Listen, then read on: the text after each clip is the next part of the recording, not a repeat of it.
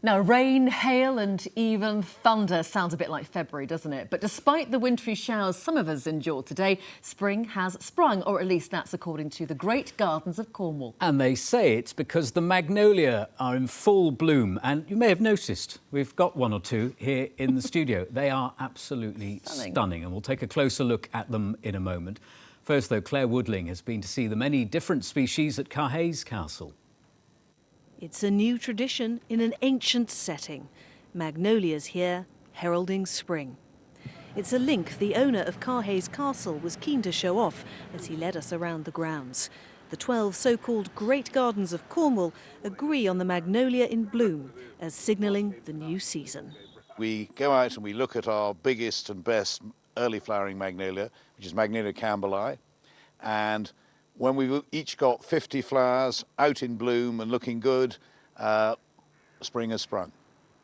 Though the Magnolia campbellii is the flower identified as marking the start of spring, there are about 50 varieties flourishing here at Caerhays. Before the magnolias bloom, they're covered in two suede-like casings. Furry and soft, these protect the bud from frosts. They then fall away to reveal the flower and its petals, or tepals as they're called. Magnolias and spring is only a recent association, made in the last 5 years by the 12 Great Gardens, but one designed to draw attention to the colour and vibrancy of Cornwall at a time when many of us are still wrapped up in our warm coats. In Cornwall, with our mild climate, spring comes much earlier down here, and there's far more to see than you would expect to see in your garden. The Welsh may think of their daffodils, we think of our magnolias. And what we're really saying to upcountry tourists who come down here as garden visitors later in the year, come earlier, it's all to see now. In 2016, the magnolias bloomed unusually early, but this year they've been cautious, as a hard frost can turn the petals brown and spoil the flowers. Visit Cornwall says that last year 28% of people coming to the county made a trip to one of the so-called Great Gardens, among them the Lost Gardens of Helligan, Treba Garden and Trewidden. It's hoped that these blooming magnolias will broaden the appeal of Cornwall as a destination earlier in the year and show that there's more to the county than the seaside attractions of summer. Claire Woodling, BBC Spotlight, Caerhays.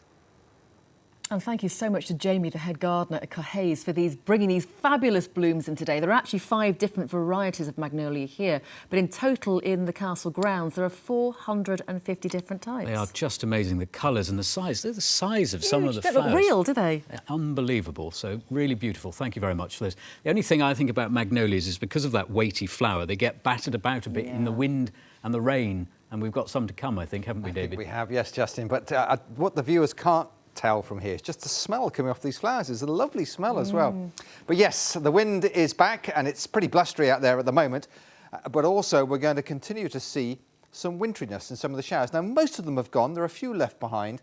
But this was a shot taken this morning. Yes, that was today in West Bagborough. Quite a covering of snow in places. Also over the high ground of Dartmoor. This is Oakhampton. Oakie Trev sending in this picture. Light dusting here.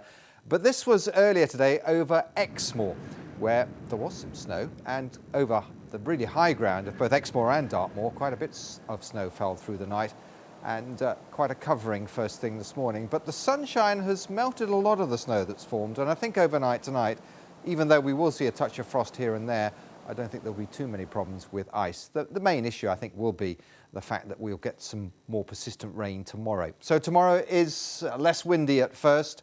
There'll be patchy rain around. There'll be some sunny spells late in the day, but primarily for Cornwall.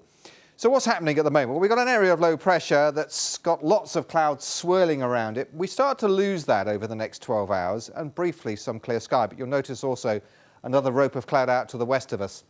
Now that develops into an area of low pressure that moves through the English Channel around the middle of the day tomorrow. Behind it, some pretty lively winds, so the wind's picking up again, especially tomorrow evening. And then as we move into Thursday, there's a ridge of high pressure. If you've got anything to do outside, Thursday is the day because it should be a settled day. All change again though on Friday, another area of low pressure, yet more wind and rain.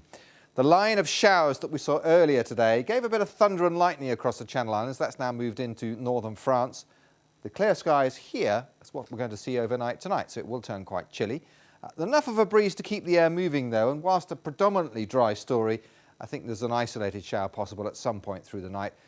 The clear sky is allowing those temperatures probably to get down as low as 3 degrees and then climbing back up again, because coming up from the south will be a lot of cloud. That cloud will produce outbreaks of rain. The rain patchy in nature, particularly across northern parts of Dorset, the north of Somerset, some low cloud and hill fog developing, and then the clearance comes late in the day, perhaps some late sunshine across the more western parts of Cornwall. At the same time, it becomes pretty windy. Temperatures 7, 8, 9 degrees, I think that's the best we can expect tomorrow. Probably feeling not too bad because the winds will be light at first, but by the end of the day it becomes windy, and for the Isles of Scilly the rain clears, then bright but increasingly windy gale force winds possible by tomorrow evening.